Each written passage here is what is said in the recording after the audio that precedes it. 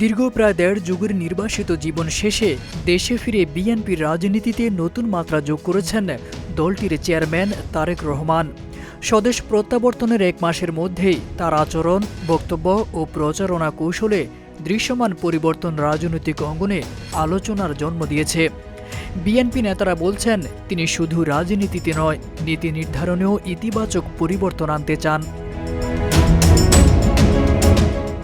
সাবেকে প্রধানমন্ত্রী বেগম খালেদা জিয়ার মৃত্যু শোক কাটিয়ে সরাসরি নির্বাচনী মাঠে নেমেছেন তারেক রহমান।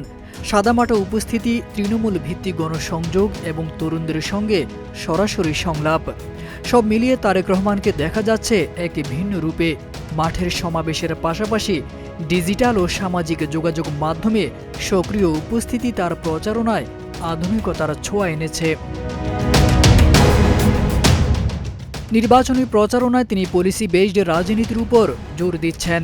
বেকারত্ব দূরীকরণে কারিগরি শিক্ষা, দক্ষ জনশক্তি রপ্তানি, কৃষিতে আধুনিক খাল খনন কর্মসূচি, ধর্মীয় নেতাদের সম্মানজনক ভাতা, এসব বিষয় তার বক্তব্যে গুরুত্ব পাচ্ছে। একই সঙ্গে তিনি জাতীয় ঐক্যের কথা বলছেন এবং প্রতিহিংসার রাজনীতি থেকে বেরিয়ে আসার আহ্বানও জানাচ্ছেন।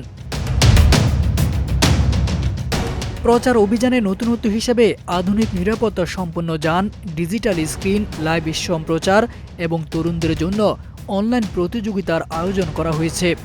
মঞ্চে সাধারণ মানুষকে বসানো, নিরাপত্তা বেষ্টনী সরানো কিংবা মাননীয় সম্বোধন প্রত্যাখ্যানের মতো ঘটনাও আলোচনায় এসেছে।